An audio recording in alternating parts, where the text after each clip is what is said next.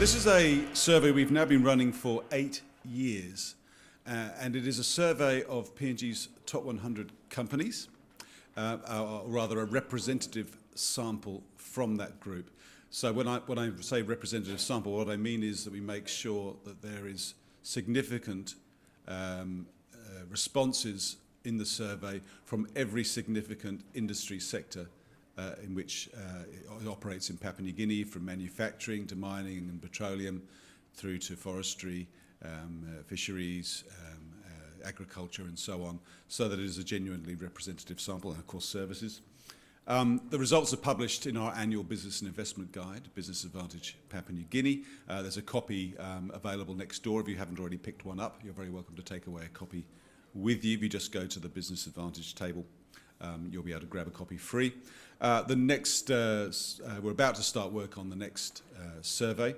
But the idea is to tease out some of the key elements of business confidence and to get some thoughts with the CEOs themselves about how their business is travelling and what their intentions are for the year ahead. So I'm just going to share some of the results of that survey with you now.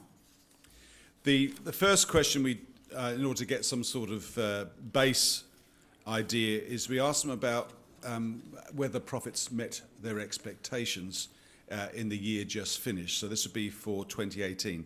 So the first slide I'm going to show you is basically what people said about their profit expectations for 2018 and how they were met. So looking back on your business's performance in 2018, we asked, did your profits greatly exceed expectations, slightly exceed them, meet your expectations, fall slightly short of expectations, or fall substantially short of expectations? And what you can see from that is that over half of the CEOs we spoke to said performance was actually better than they had expected last year.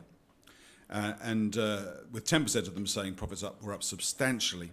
The year before, that figure was 15%, so there was a slight drop, I guess, in the companies that actually did substantially better. But you can still see that even though people, one assumes, have some realistic expectations in their budget for what their profits should be, that in over half of cases, those expectations were exceeded. And you have about 30% of the black number is actually the ones which said that profits actually met their expectations. I don't know what that says about budgeting in Papua New Guinea, but it is interesting that even in an economy which everybody is saying, from a macro level, is depressed, there are companies doing very well in Papua New Guinea and even exceeding their expectations. So that was for 2018. Now let's look at what their expectations were for this year, 2019. So again, you can see very bullish. You have 3/4, or over 75%, saying that they're expecting their profits to exceed last year's by either slightly or significantly, and almost 25, almost a quarter of the respondents saying that their profits expectations are going to be significantly higher than they were in 2018. So again, this is not a picture of an economy in crisis. This is, as far as the largest companies in Papua New Guinea are concerned, things are doing pretty well. Only 10% are saying that it's going to fall short of expectations, and 13% saying that it's going to be substantially less than expectations. So a very different figure than you'll get from maybe talking to some people about PNG's economy. Two of the indicators of how companies are going to progress as far as their confidence is concerned are companies' investment intentions and their recruitment intentions. So we asked them specifically about that in our survey. And the next slide will talk to them about their planned investment for the current year, that's 2019. And we asked them, how much investment are you planning compared to what you spent the previous year? And as you can see on that slide, and there's a large red area here and the grey area here, the vast majority, almost 75%, are planning to increase their investment in Papua New Guinea this year compared to what they spent in 2018. That's of the 100 largest companies in PNG. That suggests to me that there's a fair amount of confidence in those companies that, notwithstanding any short-term issues, the long-term picture for them is progressive and even aggressive in some cases. Only a very small proportion, probably about a quarter, are actually planning to cut their investment this year. And then we asked them about recruitment. And again, a similar figure, not quite as bullish. People are trying to maintain their headcounts in a third of cases, but even so, half of them are expecting to employ more people this year than they did last year.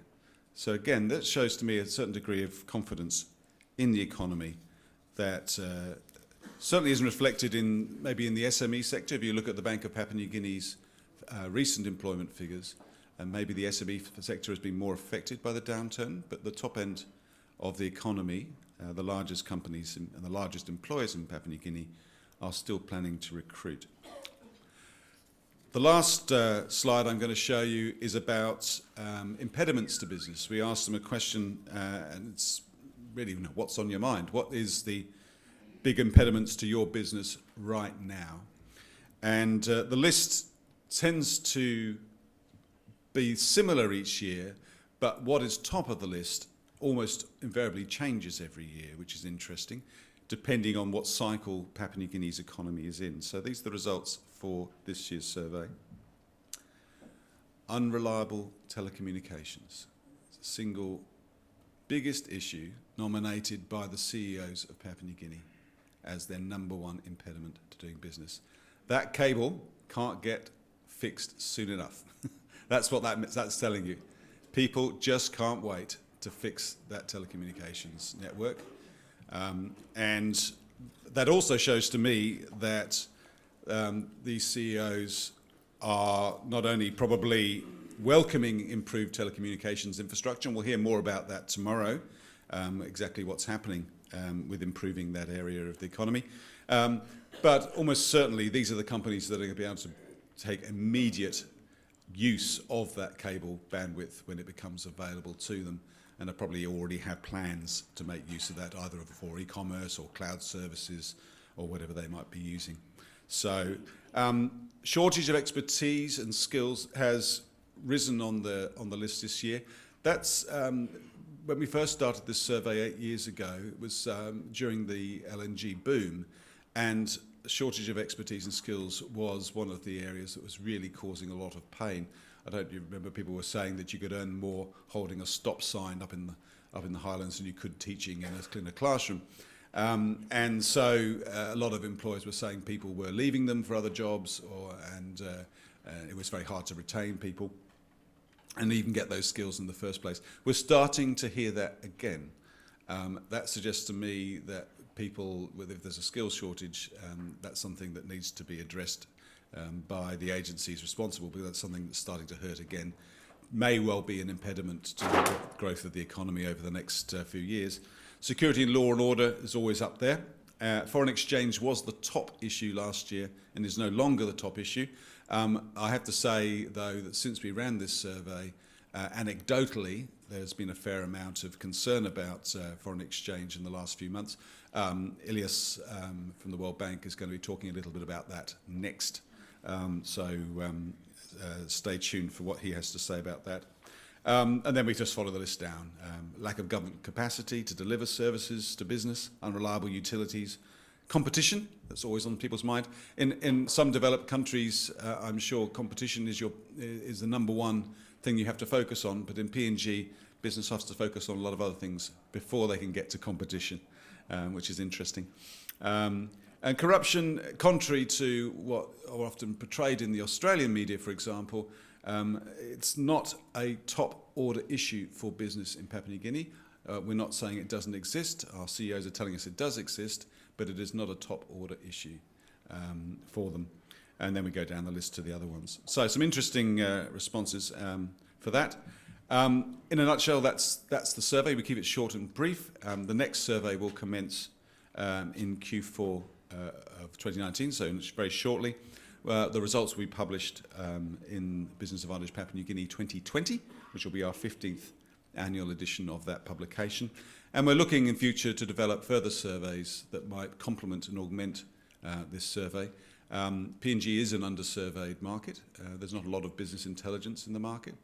And that's something that we feel we're quite well placed to address, both on our own but also with potential partners. So that's the plan. With that, I'm going to close that part of the presentation, and I'm going to invite Ilyas Sarsenov, Senior Economist with the World Bank, to come and deliver his economic update on Papua New Guinea. Ilyas, would you like to come to the front? Please make him welcome.